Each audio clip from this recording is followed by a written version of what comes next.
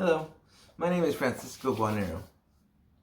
The Old Testament is a collection of 39 books collected into canon by God's people, written over the span of about 1,000 years, give or take.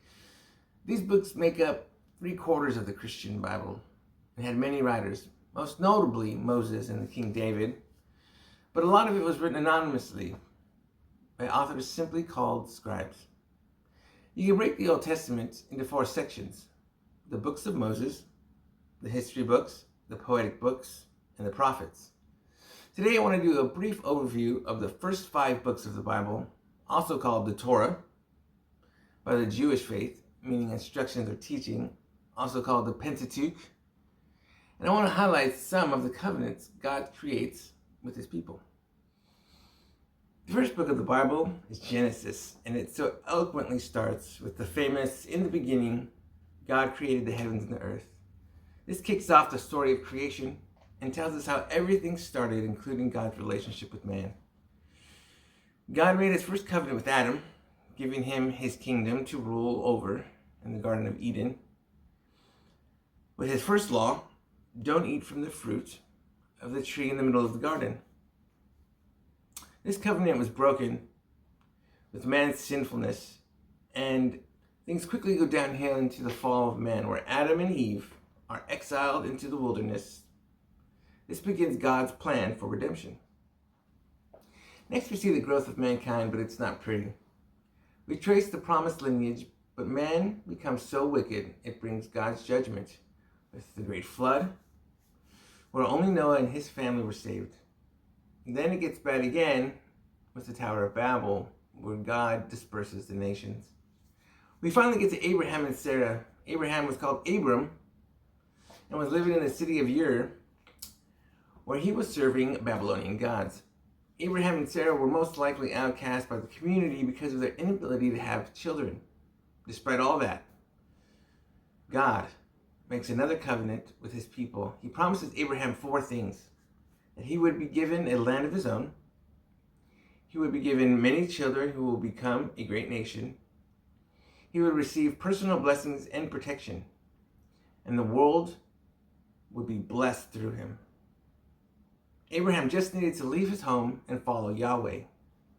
After leaving his home, we follow Abraham's family, Isaac and Jacob, and their 12 sons, and we see God's chosen people multiply.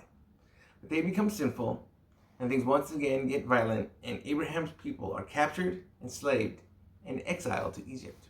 The books of Exodus, Leviticus, and Numbers continue the story of Israel, and we're introduced to, in my opinion, one of the rock stars of the Old Testament, Moses.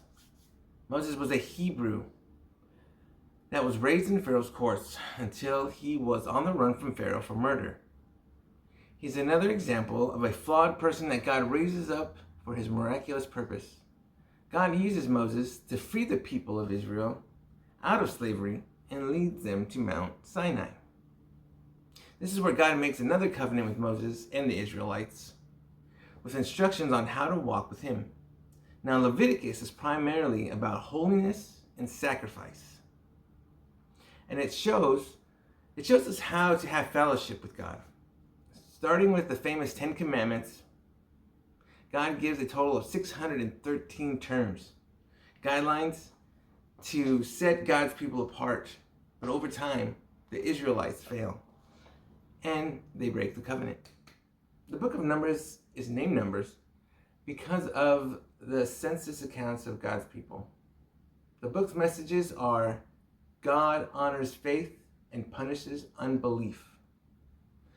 God's people don't trust God, and they don't want to enter the promised land because of reports of the Canaanites being too big, too strong, too powerful.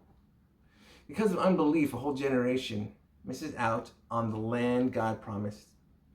Even Moses didn't get to enter the promised land, and he only got to see it from afar before he died. Lastly, we have Deuteronomy, which is like a moral summary of why things happened to God's people. It's a restating of the law for the new generation and a preparation for the promised land. There's so much that we could learn about God from this narrative that has practical application.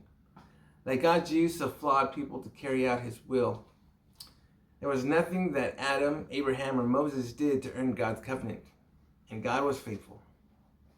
Thank you.